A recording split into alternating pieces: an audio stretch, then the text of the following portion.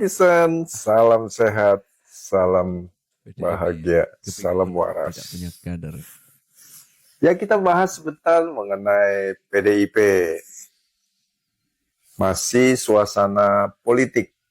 Ya, saya udah males nih bikin konten politik. PDIP kebingungan. Megawati kehilangan arah. Itu judulnya. Ya, saya prihatin melihat PDIP saat ini nggak punya kader hebat. Jadi ketika bicara tentang Sumatera Utara mau melawan Bobi Nasution, sementara memikirkan bagaimana calon gubernur DKI yang memiliki posisi strategis. Terus siapa kadernya? Jadi sepertinya kebingungan. Sementara kader yang sepertinya yang dimiliki cuma satu, Ahok. Yang reputasinya sudah meredup, tapi terus ya digadang-gadang akan menjadi wakil gubernur DKI, bukannya calon gubernur. Kenapa? Karena yang mau digadang-gadang di sana jadi calon gubernur adalah Anies Baswedan. Jadi apa yang terjadi kalau Anies Baswedan yang kemarin habis-habisan ya fight dengan Ahok ya karena Anies antitesanya Jokowi, sementara Ahok representatif daripada Jokowi. Apa jadinya? Yang satu syarat dengan politik identitas, yang Ahok jadi korban politik identitas. Ini mau coba digabungkan. Saya nggak kebayang blundernya bakal jadi apa. Dan hitung-hitungan PDIP ya, Megawati dan elitnya termasuk Mbak Puan, melihat sosok Anies itu, dia melihat jumlah suara. Dia tidak peduli lagi soal pribadinya, ketidakmampuan Anies, dan sebagainya, dan sebagainya. Yang penting suara. Itulah saat ini keadaan PDIP, Megawati, dan elitnya. Prihatin kan? Prihatin. Sudah nggak ada lagi bicara idealisme. Oh iya ya. Yang penting menang. Benar juga ya, sudah tidak ada lagi idealisme. Sudah tidak ada lagi idealisme. Yang penting menang. Ya gimana enggak? Ini seperti menyatukan air sama minyak. Ahok itu kompor gas meledak-ledak, terus Pak Anies itu merangkai kata ya istilahnya.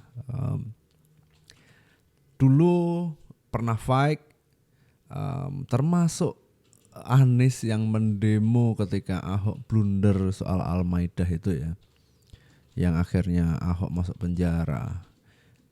Terus sekarang saat dulu demo berjilid-jilid dan itu sangat menyita energi yang sangat luar biasa di kancah perpolitikan Indonesia. Wis kayak sesuatu yang nggak mungkin bisa bersatu, kayak air sama minyak. Dan sekarang PDIP mencoba untuk menyatukan kedua itu. Itu gimana, saya sangat sulit untuk membayangkan itu kalau terjadi gitu. Caranya kumaha wae kata orang Sunda. Itu yang saya katakan PDIP kebingungan. Itu di DKI. Sementara kalau melihat di Sumut untuk melawan Bobi Nasution sang mantu Bapak Jokowi, gimana caranya? Karena kan sudah dongkol nih dengan Jokowi, benci banget nih, gimana caranya menjegal Bobi di sana, ya, menguasai Jakarta. Nah, yang dilupakan oleh PDIP bahwa PDIP saat ini tidak dalam keadaan baik-baik saja.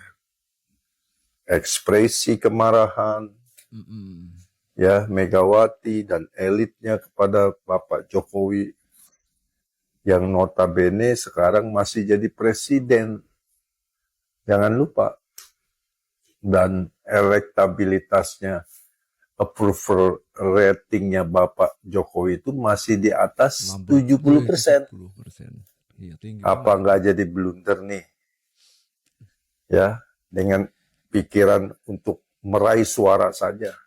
Sementara di PDIP, pendukungnya, simpatisan di PDIP itu akan pecah karena idealismenya sudah tidak lagi seperti dulu. Kalau PDIP berfokus pada suara saja bagaimana memenangkan di DKI, ya, mau melawan Ridwan Kamil misalnya kadernya, saya sangat setuju. Kalau cagup di sana itu, yaitu Ridwan Kamil. Karena Jakarta kompleksitasnya itu dibutuhkan seorang yang sangat mumpuni seperti seorang Ridwan Kamil yang kita tahu hebat sebagai Gubernur Jawa Barat. Dibandingkan Anies, nggak punya kemampuan, Eksekusi. ya latar belakangnya, pendidikannya, hanya pinter ngomong saja, nggak bisa. Dibandingkan dengan Ahok, Ridwan Kamil, mana bisa lawan Ahok? Jadi warga Jakarta tentunya akan berpikir masyarakat. Kompleks banget Dan masyarakat cara Jakarta berpikir ya. PDIP melihat 01 ditambah 03 jumlah suaranya cukup besar begitu. Itu skala Indonesia, tapi kalau skala Jakarta beda hasilnya loh. Nah, itu yang saya bilang, kebingungan dan bisa salah hitung, bisa blunder, gagal di DKI, gagal di Sumut. Ya, Malah remuk kabeh. coba saja lawan Bobi Nasution. Mencoba memasukkan Ahok ke sana. Tidak ada basis pemilihnya Ahok di sana. Iya. Hanya mengandalkan nasional. Ahoker. Ahoker itu hanya di Jakarta, bukan di Indonesia, Bung. Itu yang saya bilang, blunder PDIP, kebingungan. Tapi ya sulit emang. Karena PDIP pede banget, ya. Jadi akhirnya PDIP mau diganti namanya PDIS, Partai Demokrat Indonesia Mengejar Suara. Bukan perjuangan lagi untuk wong cilik.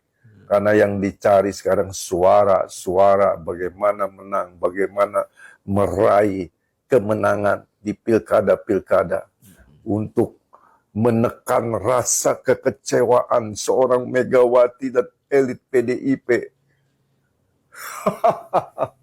Kesian sih, tapi itulah fakta, saudara.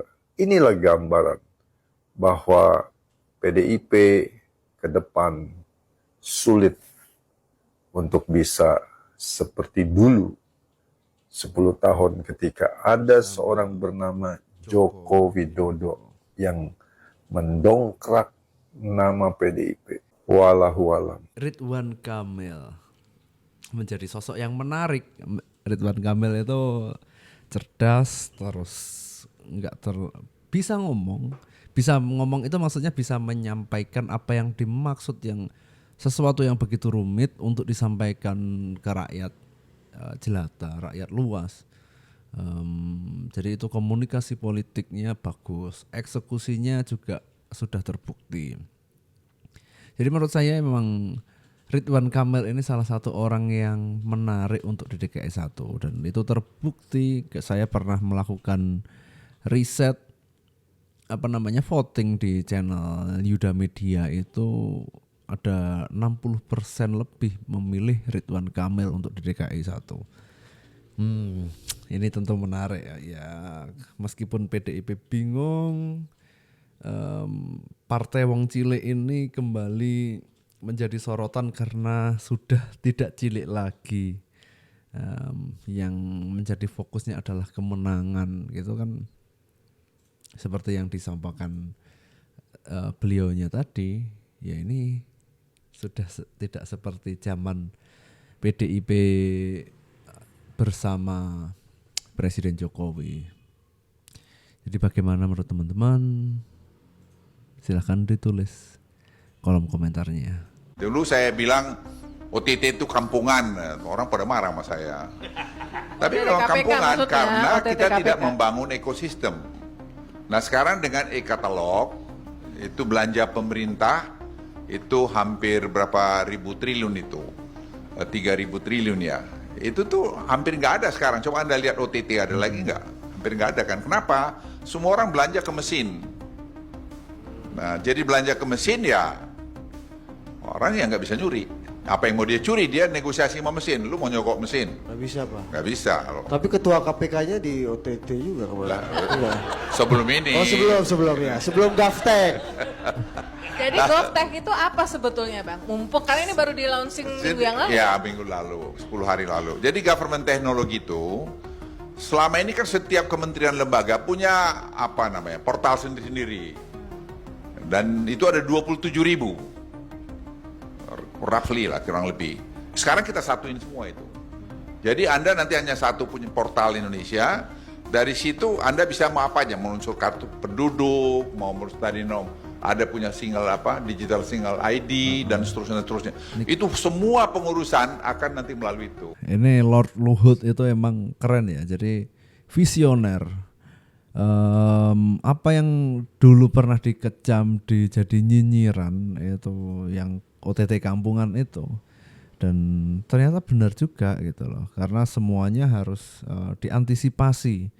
Makanya kalau sudah diantisipasi ini akan meminimalisir para pejabat untuk main curang atau korupsi gitu.